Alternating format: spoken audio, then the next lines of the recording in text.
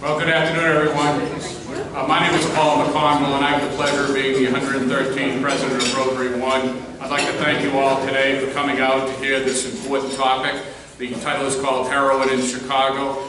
We have an action-packed program. It's going to be a lot of dialogue, a lot of questions. We have some industry experts who are lending their guidance to us on this very, very important topic. What I'd like to do is I'd like to ask all of you to put your cell phones on Do Not Disturb, because we are going to be televising this and getting some type of media going forward. And with these important individuals here today, we'd like to have their thoughts coming to us without being interrupted with a subtle ring. That may be okay with everyone. Traditionally we have a higher thought at this point in time, but our higher thought today is going to be to remember a fallen colleague of Rotary. Dick Fry passed away. As is customary at Rotary, we have a 3-bell service. So could I please ask all of you to stand so that we can honor Dick with a 3-bell service.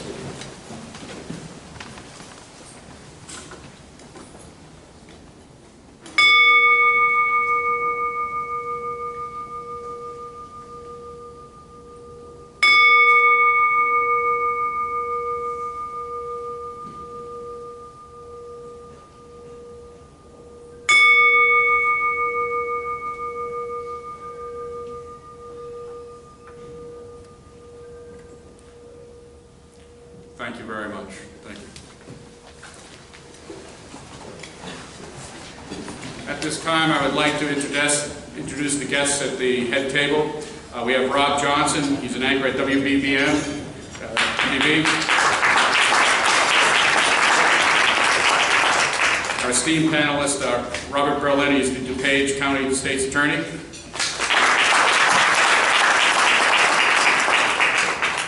We have Alderman Ed Burke, who is the chairman of the City Council, coming as well. R.J. McMahon, who is the chief executive of the Robert Crown Center for Health and Education.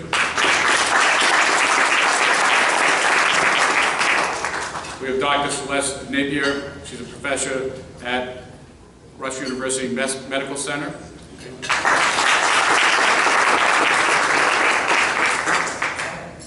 And Dennis Weicker, and I hope I got that correct, who's the special agent in charge of the DEA here in Chicago.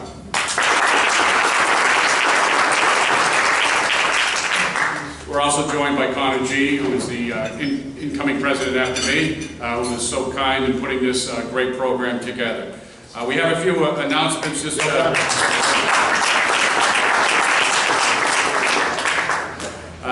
We have a few giveaways. If people would like to put a donation in the bowl at registration or sometime during this lunch, we're going to give you a ticket, and it could be a winner. So all of the donations are going to go to Job 1 program to support our interns from the Chicago Public Schools at not-for-profit sponsors.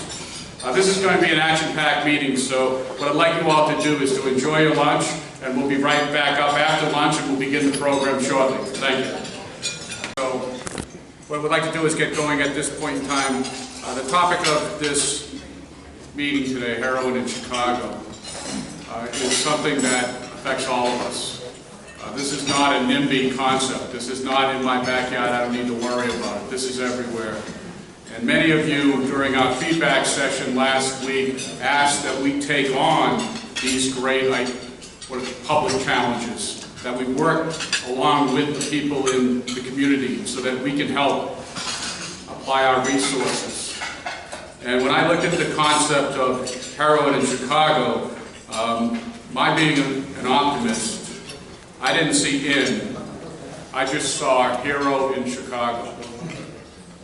And what I mean by that is I saw 2 people at Nellie's Safe Haven road race that beat the addiction and that are back on the way to prosperity, and they were a hero. And they lived in Chicago. And there were people from Nellie's group there who were there to support those people, and they were my heroes in Chicago. Today, we have a panel that was put together by Connor G., our incoming president next year, who are the heroes in Chicago, and I include DuPage County if that's okay. These are leaders. They're sharing with us their insight. They're sharing their voice. and we want to help them with that voice to solve this challenge. So without any further ado, could I please invite Mr. Connor G. to the podium to introduce our distinguished guest, and we look forward to a very robust discussion here today as we help solve this challenge. Connor.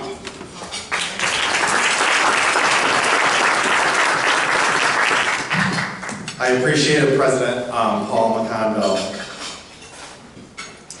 Drugs kill more people in our country than guns, cars, murder, or suicide. Since 2012, heroin has taken a life every 3 days. Heroin has taken a life every 3 days in Chicago suburbs.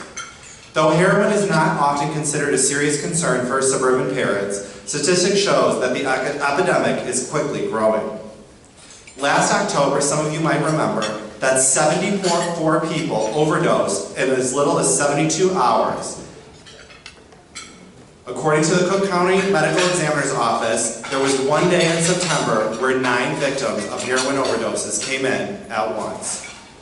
This is an epidemic, and we are honored to have a panel here to help us address and learn more about this situation.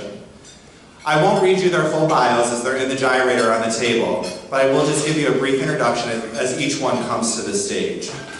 Robert Berlin is the DuPage County State's Attorney.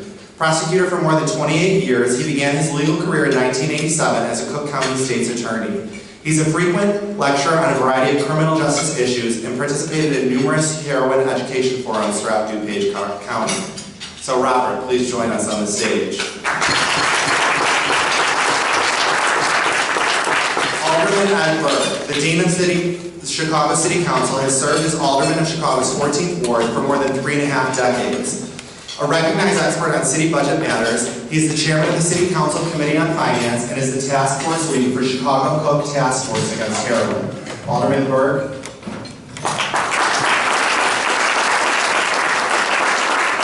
R.J. McMahon is the Chief Executive Officer of the Robert Crown Center for Health Education. In his role as CEO, he sits on the Chicago Cook Task Force Against Heroin, is a member of the Lake County Opioid Initiative, and a partner with the DuPage Coalition Against Heroin. R.J. McMahon. Dr. Celeste Napier is professor of the Departments of Pharmacology and Psychiatry at Rush University Medical Center. She's also the director for the Center of Compulsive Behavior and Addiction at Rush University. Dr. Napier. And finally, Dennis Fisher. He's a special agent in charge of the Chicago Field Division of the Drug Enforcement Administration. He directs all enforcement and administrative activities for the DEA in the states of Illinois, Indiana, Wisconsin, Minnesota, and North Dakota. I am honored to introduce this panel's moderator, which is Rob Johnson, WBBM-TV Chicago anchor for the 5, 6, and 10 o'clock newscast. He joined CBS 2 in Chicago in 2006 and has covered many major news events during his career, receiving numerous Emmy Awards. He's also an advocate for individuals with disabilities and is a published author, with the release of his first book, Timothy Traynor, Head of the Game, last fall. Rob, I'll turn it over to you. Thanks, everyone.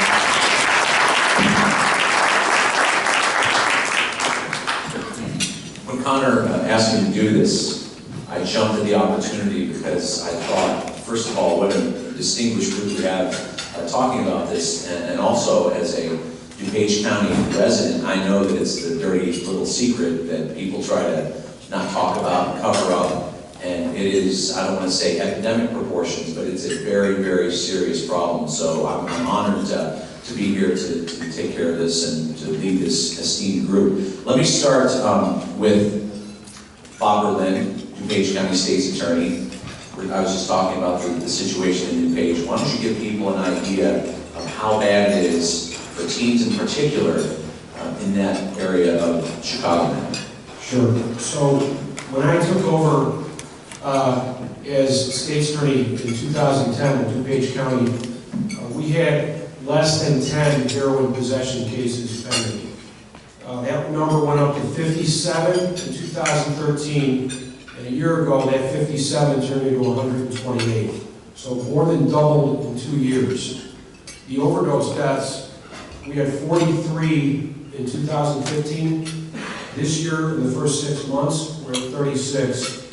And what's very disturbing about those 36 is 22 of those involve fentanyl or heroin laced with fentanyl. So it's a problem of epidemic proportions.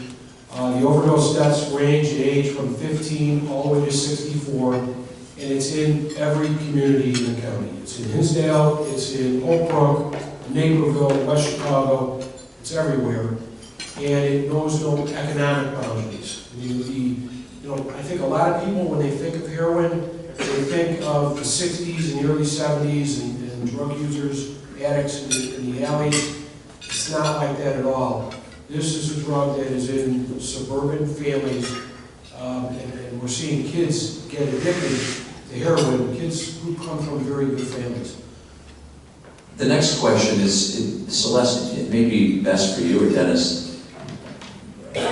Bob referenced fentanyl, and we were talking about this before we sat down today about how odd it is to talk about not getting the purest of heroin, and people are dying from this cocktail, this mixture, from people that don't know how to do it. Why don't you give people an idea?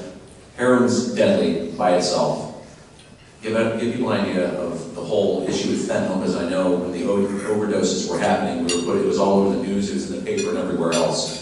Kind of give people an idea of the degree of danger that presents. So fentanyl is about 100 times more potent than the best street heroin that we have now.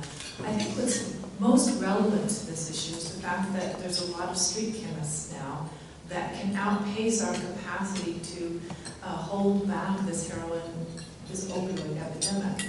And I think that is the challenge our society has to face now. So it's not just one drug that we know what it is. And when anyone's using a street drug, of course, you don't really know what the composition of that drug is. And so when people come into the emergency room, it's unclear what is actually happening. It also means that the treatment becomes more problematic. And so I think what's really, really important, and my bias is, and this is again his bias, is number one, education. Number two, to realize these are good people that have a bad problem. And number three is to come up with ways that we can treat people once we save their lives in the emergency room. So the fentanyl problem is just one example of an ongoing issue that I promise you will continue. And the fentanyl lacing of heroin in Chicago just happens to be the issue du jour, is my concern. Dennis, any thoughts, sir? Yes, sir. Let me add to that fentanyl that Dr. Neighbors said. The fentanyl we're seeing in Chicago now is coming from China. It's not a pharmaceutical grade fentanyl that Dr. Neighbor would be associated with cancer patients and the like. This is homemade fentanyl, very powerful. It comes in from China, and the Mexican cartels and the local drug dealers are mixing it with their heroin to make it more potent. And just like Dr. Neighbors said, anytime somebody buys a street drug, they're risking their lives. There's no quality control or things like that. But what's ironic is many users or addicts actually want to seek out the fentanyl distributors, sellers, traffickers, because they want that near super high right before you go over and die. And it's a strange phenomenon. Back to you. Thank you. Well, thank you. This feels like a newscast, actually.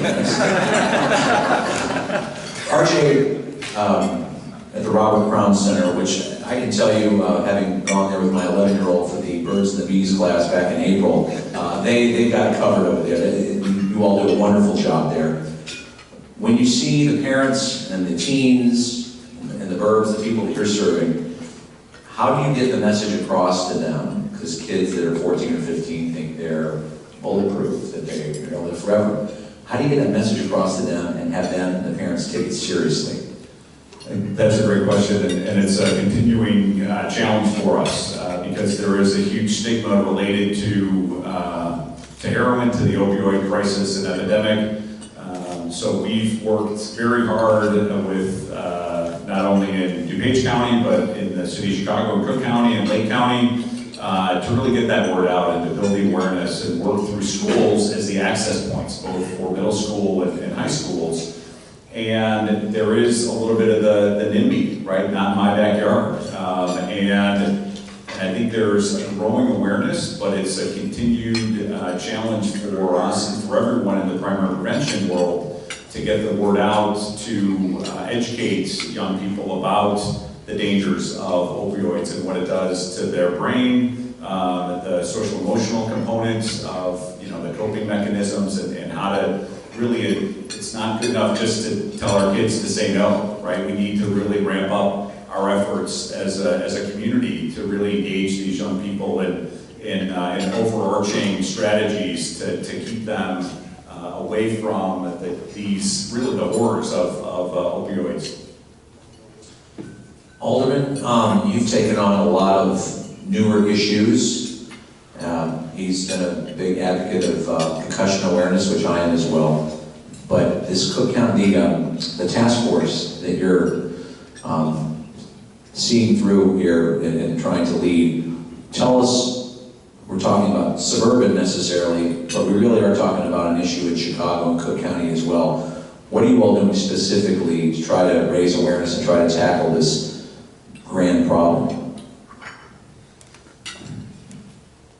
Well, Commissioner Richard Boykin, who's a member of the Cook County Board, and I joined together to create a Chicago Cook County Heroin Task Force. It is modeled in no small measure on the leadership of DuPage County President Dan Cronin, who has joined with the State's Attorney of DuPage County in an effort to incorporate all of the agencies, not just police agencies, but health agencies, educational resources.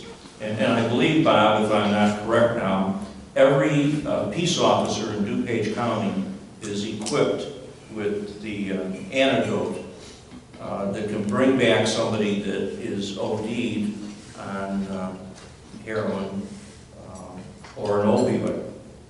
It was a progressive approach that really launched that effort, didn't it, Bob, around the country? And Yes. Yeah. Narcan. Narcan. So I was going to say a few things that I've prepared in a statement, but yesterday I read New York Times editorial, and it's rather ironic, isn't it, that the title of the editorial in yesterday's New York Times is "Congress is voting on an inadequate opioid bill." I don't want to bore you with all the details, but the statistics that are included in the comments that the New York Times made yesterday are really frightening, and it should be frightening to all of us, not only as parents and grandparents, but as citizens of this nation. Almost 2 million people abused or were dependent on prescription opioids in 2014. Many of them became addicted when they were prescribed painkillers. Some of these people have gone on to use heroin and fentanyl, a very potent drug that is often sold as heroin or mixed with it. The musician Prince died of a fentanyl overdose in April. At any rate, I would highly recommend pick up a copy of this editorial that appeared in the New York Times yesterday, and it sets the stage on this very, very timely issue.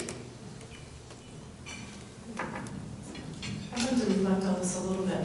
I think it's really important to realize that opioids are amazing drugs, and it's wonderful that we understand that. My PhD thesis was on opioids when they were first being discovered. I won't tell you the date, I was very young. I don't want people to think that they shouldn't take opioids if they're in pain, if they're under cancer chemotherapy, if you've had orthopedic surgery. There's a proper place for these meds. It just so happens, however, that the United States prescribes about 80 to 85% of the world's opioids. Now, do you think we hurt more than anybody else? Probably not.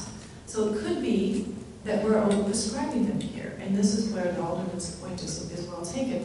We need to be judicious here. And I also think that we're often, as a culture, over-prescribing opioids even to our children. This is where the Robert Crown Center is so incredible in getting this message out. So there is a place for these drugs in our pharmacopoeia, if you will. But what's also very important, I think, is to realize that many people will take these drugs for different reasons. But all of them are to change their brain for some reason or another. That doesn't mean that they're an evil person or that they have a moral failing, if you will. And I think that's where what we do is really, really important in terms of research and getting the word out, and in terms of what policy is happening. This is where we have to have a seismic shift in culture. We have got to be able to understand how the brain is changed by these drugs, when it's appropriate to use them, when it's not appropriate to use them, and we need to stay one step ahead of the black market, not chase it. And that's why I think things like today, what's going on here, is fantastic in getting this word out. But I can tell you, Narcan is the first step. It's a wonderful way to save lives rapidly in the emergency room. It quickly reverses the parts of the opioid drug that causes people to die. This is not treatment, however. We as a society have to be ready to step up to the plate and provide adequate treatment for these people. It's difficult, it could be expensive, but in the long run, it's cheaper to treat an opioid addict than to have them go through the prison system, to have them go repeated offenders in the emergency room, or they're supporting their habit through illegal activities. As a culture, we have to be ready to embrace this. So I do agree, what's happening in Congress right now with the opioid bill is woefully inadequate. But thank goodness it's finally coming to Congress. This is the good thing. And that's why I think this message is positive, and we need to take that and move it forward. We can beat this. We now know how to do this. And so, again, I think what everyone's doing here today is fantastic and will move us towards that objective. Bob, you're the long arm of the law, and out in DuPage County, we've already explained how serious the problem is. Is there anything that is working on the prevention side, or is it just you gotta throw the book at these people? How do you balance that? Well, I think when we talk about the law enforcement side, we make the distinction between drug dealers and drug users. And all the research is out there. When it comes to drug users and addicts, putting them in prison is the last thing you want to do. It's just a complete waste of resources. It's about $30,000 a year to incarcerate someone. When we put them in our drug court, it's about $4,000 a year. And the recidivism rate is far lower for those offenders who go through our drug court, and they can get a case either reduced or in some cases expunged. When we talk about drug dealers, it's a different story. And I think that we need to send the message, and continuing to send the message, that there's no tolerance for it. And we do aggressively investigate and prosecute those cases. And I will add that the DEA has been a tremendous partner with local law enforcement. We've had a number of large drug trafficking cases that we could not have been able to charge without the assistance of the DEA. They've been a great partner, and I think we have to continue to send that message that those people aren't going to go to prison. I think a lot of, when you talk about drug dealing, you hear about gangs, you hear about cocaine, crack, and various things of that nature that gets trafficked through our area. But Dennis, why don't you give everybody an idea, and Bob just referenced it a second ago, the magnitude to which heroin trafficking is a serious problem in this area, where it's coming from, and how big an operation it is. Yes, sir. For the last 3 years, heroin has been DEA's #1 priority in this town, and will continue to be as we all work together and this esteemed panel works together to beat it.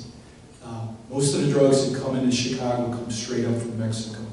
The great Chicagoland area is also the biggest melting pot, the middle of the country, the greatest city in the Midwest, with rail yards and trains and buses and highways, so it makes for the perfect distribution spot for the center of America. That is our primary focus. As Bob says, we cannot be successful without his great prosecutors in his office, the Lake County prosecutors, the Cook County prosecutors, and Zach Varden's office, as we all share information to go after the Mexican cartels. They sell to the gangbangers, And according to recent studies, we have about 100,000 gang members in Chicago. And CPD are the experts at that, but we partner with them and we try and strike the cartel at the highest level. We're not there, we're trying to get it between the cartel and the gangs.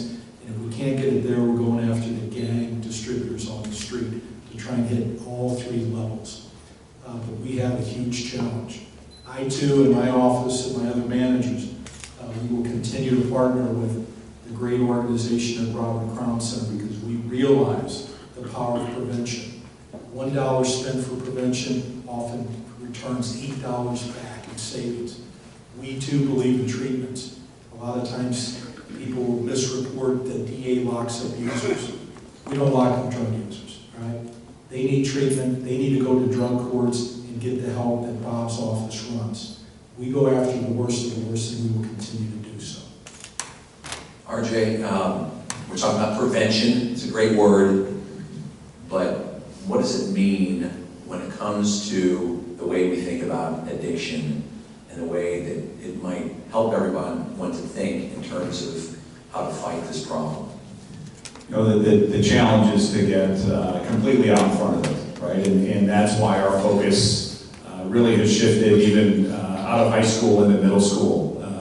You know, not that high school students aren't too far gone by any stretch, but what we're seeing is the risky behavior of adolescents is getting younger and younger. And we know that either through our own children or our grandchildren or our neighbors. There is a strong push in our communities and our young children to push the boundaries, and that is not unusual. But as Dr. Napier referenced, our goal is to really get out in front of it and teach children about their brains and about the neuroscience and why the challenge is once you begin using an opioid, what happens to your brain.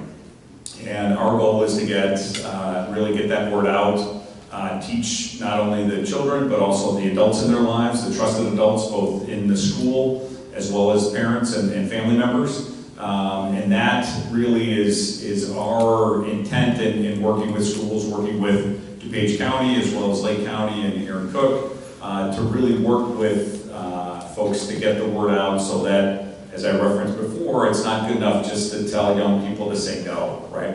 They want more information, they need more information so that they can make quality decisions about their own health. Alderman, the task force that you referenced earlier, in the short time that it's been around, what kind of results have you seen personally that would give hope to people that the education and the enforcement issues are making a difference? Well, I think following up on some of the things that the doctor referenced, in the New York Times editorial, it pointed out that 26 states and Guam presently have required to make physicians use monitoring programs. 26 states and Guam. One of the issues, I think, is that there has to be education in the medical profession about overprescribing. There also has to be a greater understanding that nurse practitioners and physician assistants can be authorized to prescribe, now if I'm pronouncing this incorrectly, doctor, correct me, buprenorphine, which currently they cannot prescribe. Well, why not?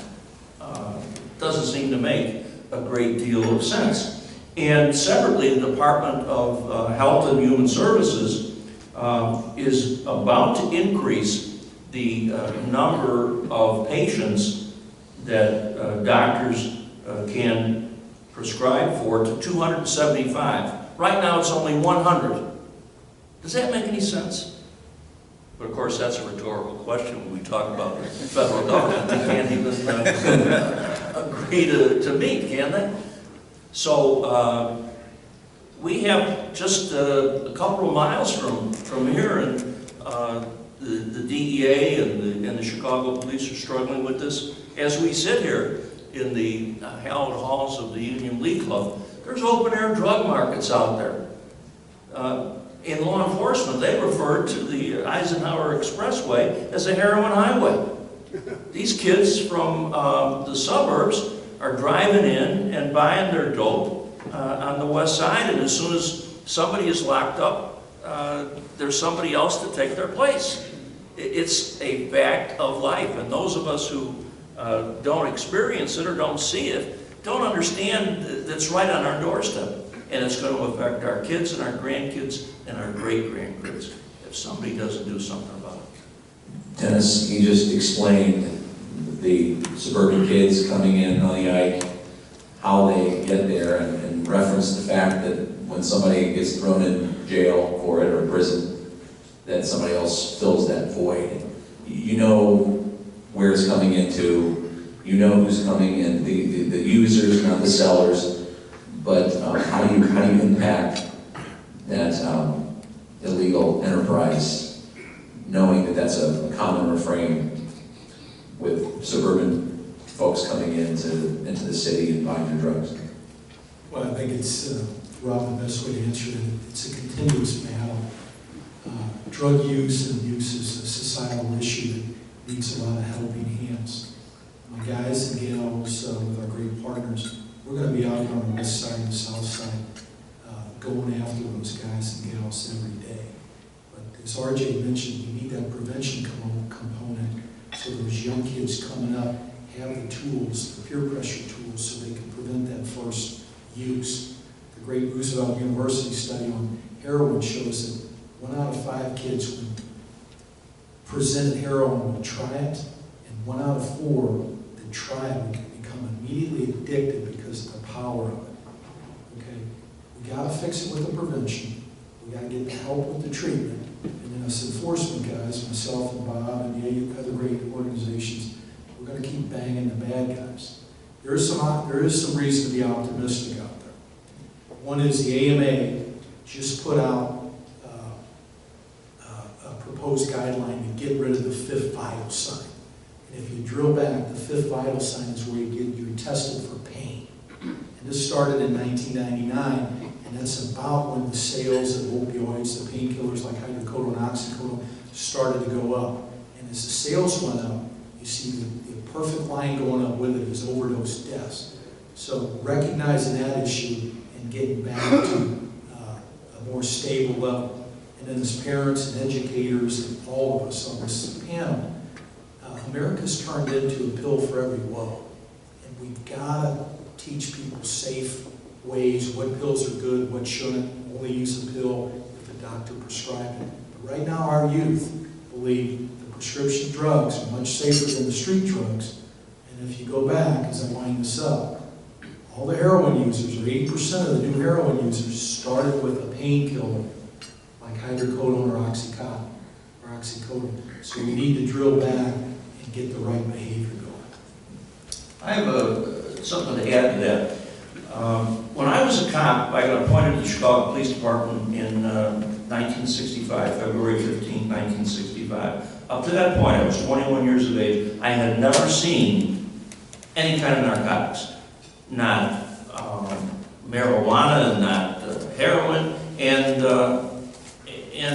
today, kids in grammar school are exposed to this. So my question would be to the prosecutors and to the enforcers, what is the best way to educate grandparents and parents of what to spot, what to look for, what to see in their grandchildren and children that is an indicator that these kids are experimenting with drugs? Is it sleeping too much? Is it being out at a certain period of time? Is it? I don't know. But there ought to be a way that somehow or another our society, and this is a societal problem, it's not a law enforcement problem, it's not a medical problem, it's everybody's problem, that the education process can expand to what to look for and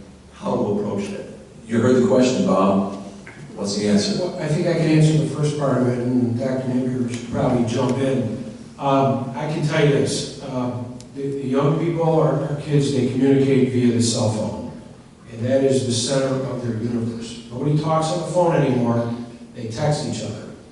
And if a parent suspects that their kid is using drugs, that's where all the information is. It's going to be stored in that cell phone. I mean, it's the classic things you look out for. A kid who becomes withdrawn, goes to their room every night, depressed, the grades start getting worse in school. Those are all indicators of some type of drug use. But the cell phone, while it's a great tool for law enforcement, that's how everybody communicates, and that's the center of the universe for children. Well, I know RJ's going to have something to say about this as well. I think there's a couple things that are valued here. You're absolutely right, that these are signs that we all can watch for in children. I do think it's important to sort of put this in context of the teenage brain, and that's what I do. I'm a neuroscientist, I study the brain. And let's put it in context of Romeo and Juliet. How old were they? 16, right? That was pretty dramatic. You know, there's a lot of drama going on in these brains. And so, you know, I believe very strongly, this is where, you know, we handshake really well with Robert Crown's philosophy, is that we've got to teach coping skills to these children. And if you're watching your children and you do see that they're withdrawn, or their friends change, or their motivation states change, you know, there's a reason for this, and we need to figure this out. And children as well as adults, but especially adolescents, they're going to be taking these drugs sometimes for the fun of it, for the risk-taking part, due to peer pressure. We know how relevant peer pressure is to kids, but often they're self-medicating for an underlying, potentially clinically relevant mental health issue. And in our society, which is new, this is not Romeo and Juliet time anymore, we put a lot of pressure on these kids. And they haven't yet developed, perhaps, the coping skills to really handle this. And I think that's where we, as a society, and as parents and grandparents, and as, which I think is very important, is an adult friend to children. Because sometimes, you know, your parents are like the worst people in the world to talk to. But if you have an adult friend, often you will have someone that you can confide in who maybe will have a little bit more cortical development and may have something a little bit more positive and profound to say. These are very relevant. So we need to make sure that our children have adult friends. I think we need to make sure that we're not asking too much of our children. And I think that's what is probably unique for our culture. Kids have been kids ever since recorded history. Humans have been abusing drugs ever since we've known about the human race. All you have to do is go to Egypt and look at the hieroglyphics and you're seeing they're pulling people out that are drunk. So this is part of human nature. What we have to combat here is we've got more potent drugs, we've got a better way of spreading them around, we've got a better way of talking about them, and we're asking a lot of our children at an age when they're potentially not ready to handle this. That is what's unique to our culture, I believe.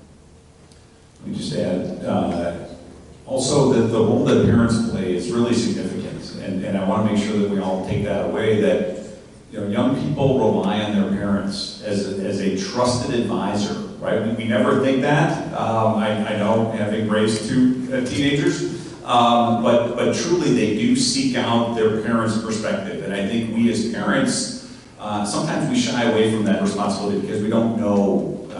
We're a little hesitant to engage because maybe we don't know all the answers, but it's really important to keep those lines of communication open with your children and seek out those trusted adults for your kids, that they can seek out those trusted adults, whether it's in the school building, in the community, on your block, in your family, wherever it may be.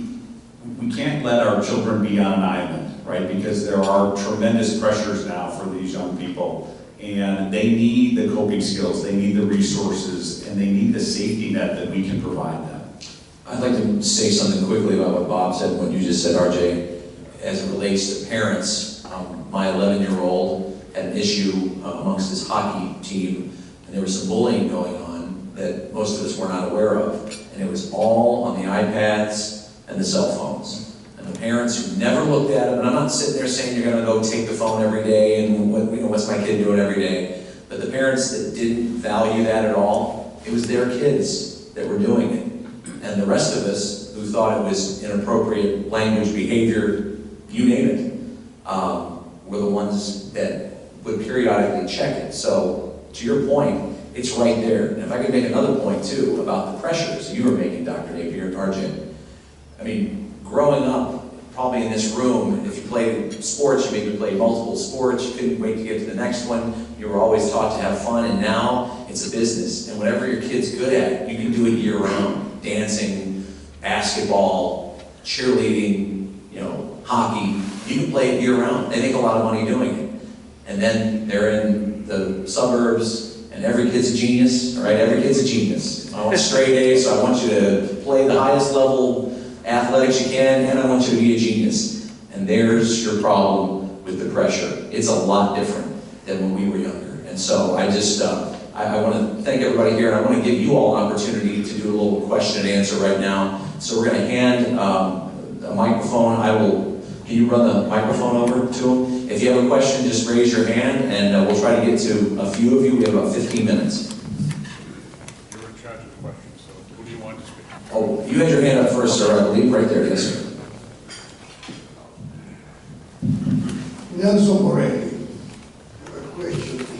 Would anybody in the panel consider that due to the fact that the last 20, 30 years, we have an increased war on drugs, and in the last 10 years or 15 years, an increased war and treatment of drugs. They're approaching the problem that way.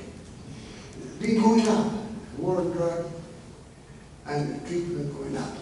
At the same time, the incidence, the prevalence, and the consequences of the use of drugs, including heroin, going up too. Something is not right. What we are doing is not right. My question to the panel, would anybody in the panel would consider the thought of decriminalizing drugs? Complete different paradigm, which incidentally, as you know, have been tried in some communities and countries, Uruguay, some countries in Europe, and the results seem to be encouraging. Anyhow, I'd like to throw this question to Why don't we start with the lawmaker, the alderman, and then ask the law enforcer sitting right next to him. Well, the question posed is, what about legalizing drugs? We've had some experience with that in the Chicago City Council about permitting police officers to write a citation as opposed to locking up the offender. I don't think that it's had a very positive effect, although we need to reevaluate the results. But I'll tell you this, you'll never get that through a legislative body that I have any experience with. It won't pass the Illinois General Assembly.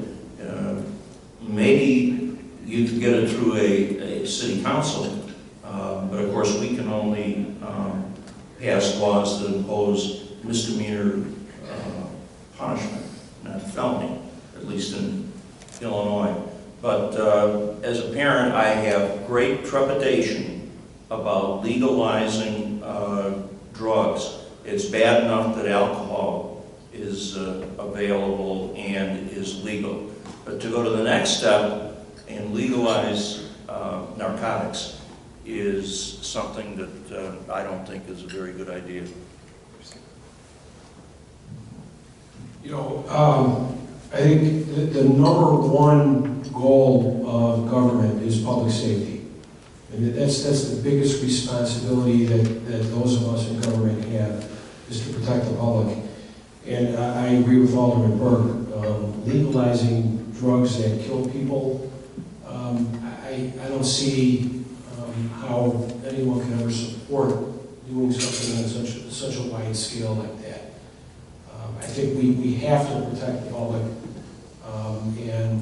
and make certain drugs illegal. It's just, we live in a moral society. I think that's necessary. Next question. One more. Oh, I'm sorry, you had something, that's my apologies. I too am a parent, but as Connor mentioned in his opening statement, more people die in America from prescription drugs than any other drug or car accidents. These are drugs made by American pharmaceutical companies and then misused and killing our kids. The doc here asked me, why did I do what I do? In my high school, there was drugs. I saw the wasted life. I've sat with the parents that lost somebody in overdose. It kind of drives me. I'm sure it drives Alderman Burke and Mr. Berlin and many of us. But to throw the towel in and give up a wasted life, and I don't think there's a parent here that wants to see their child a heroin addict, because most of those people, according to Roosevelt University study, die by the age of 35. That's my reason. I want to buy into this too. I'm really pleased that you brought the issue up. I think that's bold and daring. As a scientist, all the legal issues, policy issues, moral issues aside, the most potent drug that we know as in the human race is legal. That's nicotine. Nicotine is more potent than heroin. So we as a society has made choices already due to cultural backgrounds, due to all sorts of things. It's worth thinking these things through. We've been through prohibition. Did we learn something from this?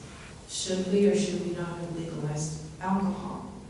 We are right now as a society going through this cycle again. It's with marijuana. And we really have to think through, what do we want as a society? Can we ask our policymakers and our law enforcement people to protect us? Maybe not. We've got proof with prohibition that that recipe did not necessarily work well. Do we have to ask our educators to say, you got to teach your kids coping skills so they don't take these drugs to start with? That might be good. We reduce the market. That might be a way. That's not going to resolve the problem. So I think these kinds of questions are really important as a society. And we really do have to educate ourselves so when we go and vote for these policies, and they're going to be coming to all of us, we know what we're talking about. And that's why I feel like my job is important, is to make sure that the neuroscience of addiction is well understood so we're informed citizens, so when we make these decisions, that they're based on what we now know today happens with these drugs in our brains. So I'm pleased that the question was brought to the table. RJ, I don't want you to be left out if you have a No, we can go on to the next one. Okay, yes, right there. And then, oh, sorry. Eric is the head of programs here at RotaryOne, so I'm kind of Okay, that's fine. I didn't mean to play Trump card, sorry. So first off, I want to say thank you, Dr. Napier, for highlighting that we have already legalized drugs that kill people, and so that particular argument seems a bit of a red herring. The primary question I have is that it seems like a number of panelists have described that increasing the efficacy of our prevention efforts is one of the paramount goals. And given the assumption that Bob highlighted that today's youth, the mobile phone is the center of the universe, as you know, that I'm reading off my script. What are the prevention efforts that you guys see either in place or in the works that are targeting youth, that are specifically built around the assumption that the mobile phone is the center of your universe? So if we have brochures, that doesn't seem like it's targeting it, even though that historically has been a prevention outreach. So that's the angle I'm trying to get into. Thank you. Great question. There are some wonderful prevention partners out there. Partnership for Drug-Free Kids, based out of New York, has done some wonderful and created some great programs, online videos, and other tactics, other strategies to help engage students. Honestly, I think we're still learning about what would be effective, and the investment that it will take to really get a young person's attention will be significant. And we're doing research, not only the heroin and opioid epidemic, but we're also creating some software programs for alcohol and marijuana as the kind of the entree point for this. And that level of engagement needs to increase. So how do we do that? How do we get it, truly in their palm top, not a laptop? And that's a continued challenge for us. Anybody else have anything on that? You had a question, sir? right around the corner there. I can speak loud enough, but I don't hear. We're recording this. Okay, two quick questions. First is, I work for a Fortune 500 company. If I say something inappropriate in email, keywords get flagged. Is there any technology like that parents can use with their kids' cell phones? So if they say heroin, that text will go to the parent would know in some sort of real time what the kid's talking about with as far as drugs go. And secondly, I'm new to Chicago, but I come from Long Island, where it's one of the biggest heroin epidemic parts of the country. What we don't have is the violence that we see here. Maybe that's because we don't have 100,000 gang members. How do those two correlate? Like, what percentage of shootings in Chicago are heroin or drug related? I defer to CPD on the experts on that, but because of the gangs and the turf, the reports I've gotten from my peers at the Chicago Police Department, the majority are tied to that. But then if you drill down to the shootings, what I'm hearing too is there's a lot of social media fights nowadays with our younger youth that drives a lot of the violence in Chicago too. So a little bit of everything there, sir. What about, RJ, maybe you're the best one about the flagging the phones and that sort of thing? Yeah, that's a great question. I know there's some technology available. I've not heard that. That is an interesting way to proceed. I know there is technology that allows parents to monitor their kids' cell phones. So, although it sounds very Big Brother-ish, but when your child gets a text, you'll be getting the same text on your phone. And in some cases, that may be necessary. Seems unfair, but who's paying the bill for the phone? Right, you're right. Well, is there any, like, LOL or any type of jargon that we wouldn't know that we would know? Well, that would be really helpful to have. Who else has a question? Sir, you have a question? I'd like to ask Mr. Berlin if he would expand on the experience of the DuPage County Drug Court. Sure. So our drug court has been operating since actually 1992. We've had over 600 defendants graduate from that drug court. And to graduate, it takes a year or 2 years of being in there. And their cases are staffed by experts.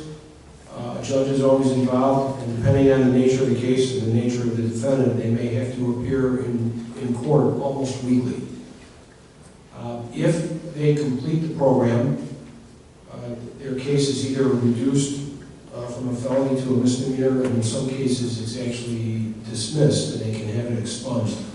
I can tell you this, that for adult felons, 3 years past the conviction, that's what we look at for recidivism. The recidivism rate is 30%.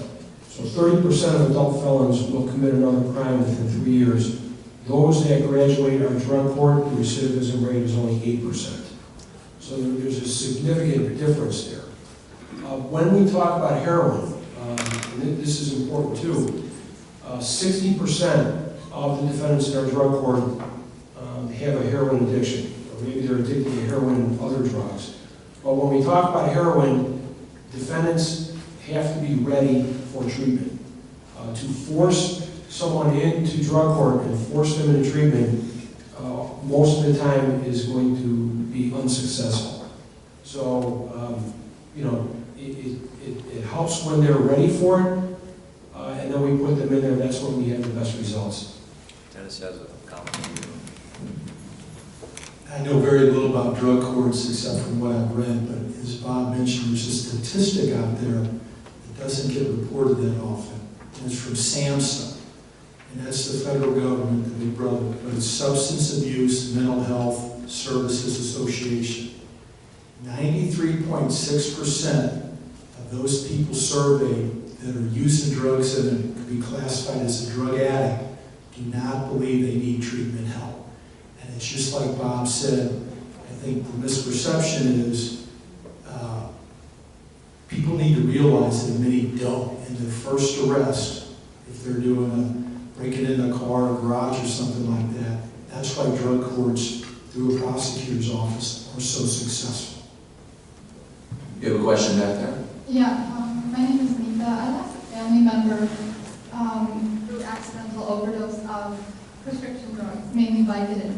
And I really like what you were saying, Alderman, about the monitoring of both the prescription, so physicians who prescribe it, and then also the patient, when they're taking it, somebody needs to monitor them too, because it is altering their brain. And this was over 11 years ago, and we come from a family of physicians, anesthesiologists, urologists, ER physician, but still we lost somebody.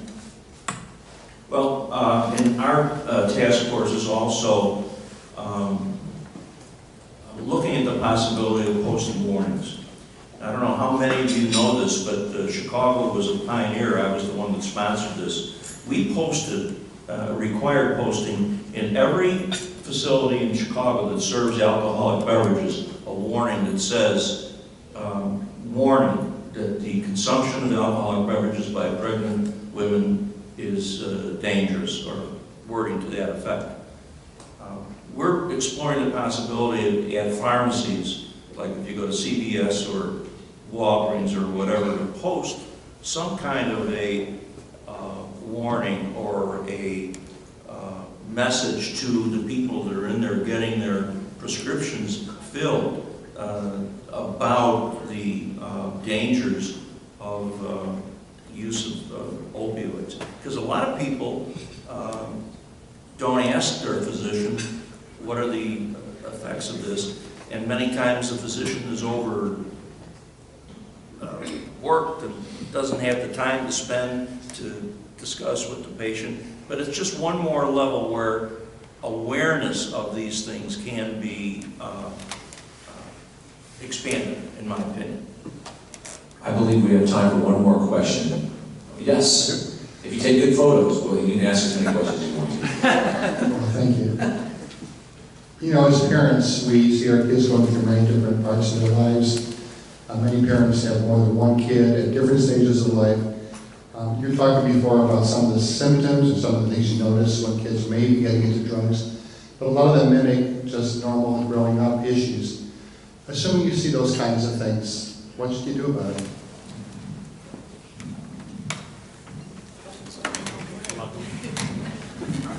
I can try and help while everybody's thinking on that. I think the world of RJ and his staff at the Robert Crohn Center. A national organization out there is called the Partnership for a Drug-Free America, and you can find it at drugfree.org. It has parents' toolkits for each year, and it's great for the question, because I'm not a prevention expert, I'm not a scientist, but we all need that helping hand. And that website, that organization is the nationwide best, and it might have the answers exactly how do you help your kid. And as the doctor mentioned, the other people, you have to model the right behavior. When you read the studies, as a parent, we have to model the right behavior. If they see us smoking weed or things like that, they're going to think it's okay. And sometimes it starts there. But there are organizations, DEA.gov has some help things for parents. And drugfree.org is clearly one of the best for parents' toolkits. And again, it's a great question, and I think for us, what we're trying to teach young people are those social emotional skills, right? So that not only they are able to cope and understand kind of what's happening in their physical and mental health, but also get that information in the hands of parents, right? To recognize those opportunities when the door is open, and it could be anything with different children, right? And how they approach different situations. Some like to talk about it, some don't want to talk about it, whether it's the puberty talk, as Rob's 11-year-old learned this past couple months ago, or the drug prevention. But the key is to keep the lines of communication open, right? And to understand what decisions our young people, our children are facing and are making. Because if we know those decisions, we can better help them navigate those waters. Now, only because I think the world of And in fairness to everyone here, you can see this dialogue is just ongoing. So we have let it kind of go on. So if there's people who say, gee, are we finishing up? We don't want to finish up because this is such an important topic, if that's okay with everyone. But we will finish up after this question. Just to be respectful of everybody's time. All of you can stay until 5 and answer questions if you have time. I'm sure you do. Thank you for giving me this opportunity. I am extremely excited to see that this issue in heroin is getting a moment in the spotlight. But my biggest fear is that we're going to try to come up with solutions that have not been tried and true.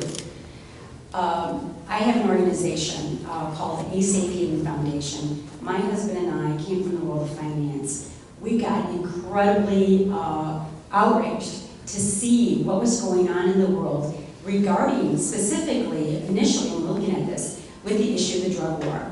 So as we're looking at the war on drugs and how we started to approach that issue back in the day, we just assumed that 50% of the money would be allocated towards demand reduction, which is the DEA, programs like that. And then we assumed 50% would go after supply reduction, right? I got that wrong. Okay, so supply reduction being the DEA, right? And then demand reduction, treatment dollars.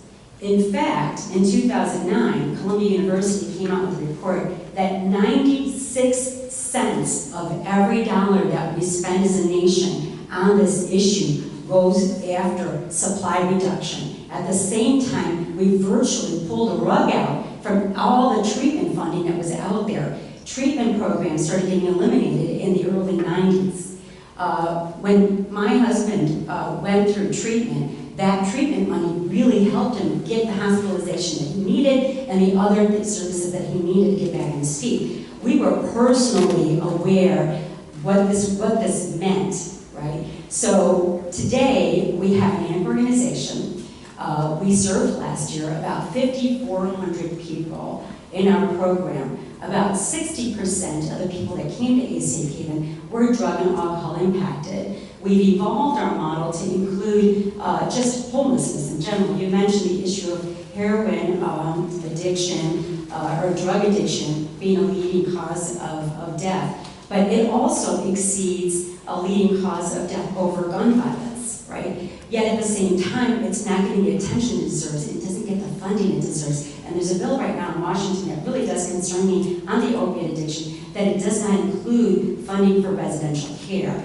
Crucial. I encourage you guys to look at what we're doing. It's a very holistic model. It provides the housing, it provides the treatment, it provides the job training, the education, the job placement, and the permanent housing. You need all of those pieces for a lot of people, not everybody, but for a lot of people to really solve it and break the cycle. We are working with prevention programs to get people into our system before they hit rock bottom. We're also working with diversion programs like Cook County Jail and helping people that are arrested and under house arrest in our programs. And we're also working on the reentry side, giving them a soft landing back in society. If they were in there for drugs in the first place, they cannot hit the streets, they will recidivate. We have to work with them immediately as they're coming out of the system, get them back on their feet and break that vicious cycle. So I encourage you, it's called asafehaven.org.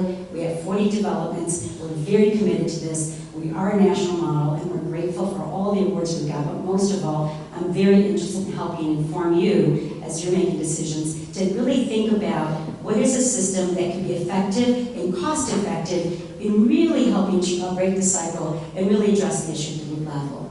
And by the way, finally, one more thing, sorry guys, one more thing, I want to just say this is going to get worse. As we continue to legalize the drugs, marijuana, things like that, these are business people.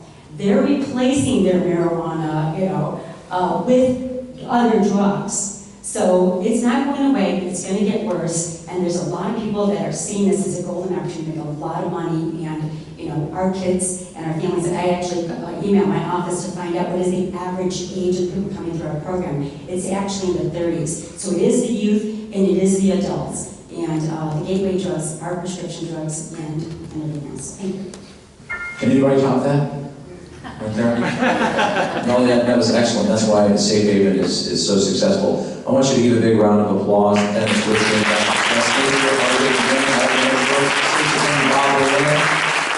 you all for your time and your insight. It was invaluable, and I do appreciate it. So thank you all for being here.